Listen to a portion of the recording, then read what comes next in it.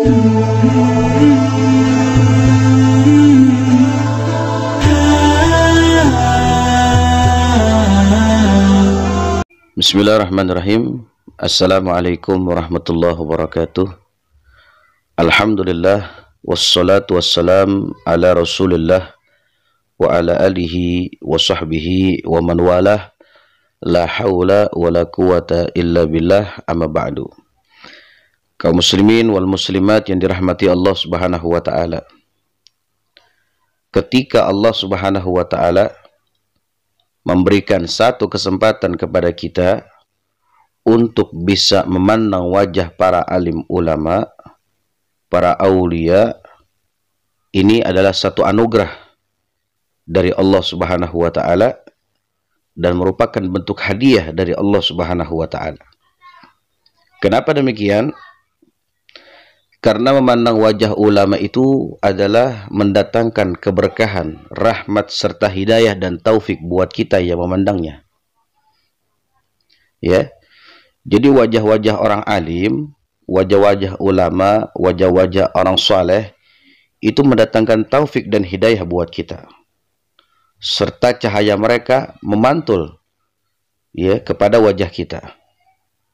Maka kalau kita sering-sering melihat wajahnya para alim ulama, itu akan terpancar cahaya ulama ya pada wajah kita. Maka keberuntungan yang ada pada diri kita bukan rugi, justru malah beruntung kita memandang wajah ulama.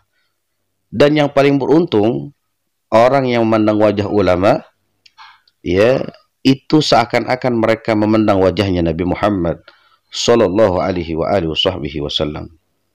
Siapa orang yang tidak mengharapkan wajahnya Nabi Muhammad? Ya.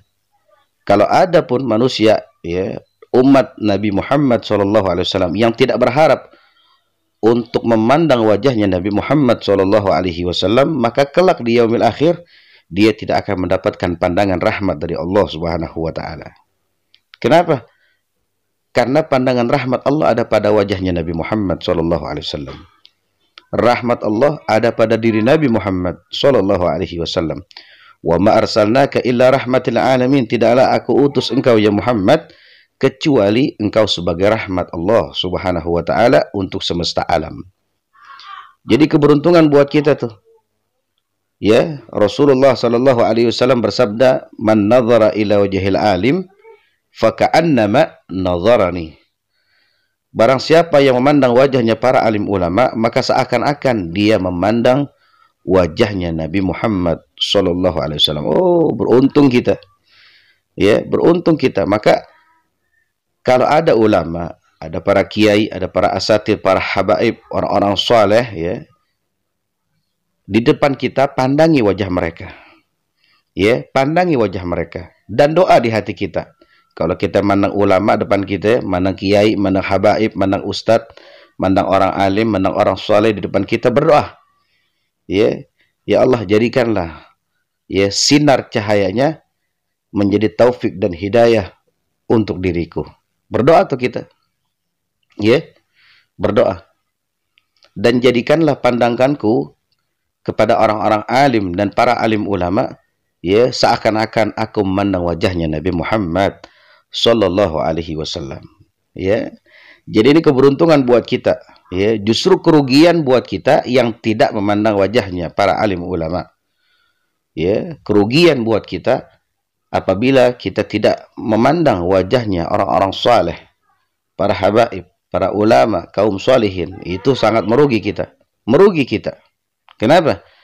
Karena bagaimana mungkin kita bisa diizinkan oleh Allah Subhanahu wa taala untuk memandang wajah Nabi sedangkan kita tidak pernah memandang daripada wajah yaitu pewaris para nabi, yaitu para alim ulama. Maka saat kita ada di satu majlis, kemudian ada para alim ulama, para habaib yang datang, ya, maka pandangilah wajah-wajah mereka. Ya, pandangilah wajah-wajah mereka dan berolah dalam hati kita agar Allah Subhanahu wa taala pun mengizinkan kita, mengizinkan mata kita, bola mata kita untuk memandang wajah yang paling indah, yaitu wajahnya Nabi Muhammad sallallahu alaihi wasallam.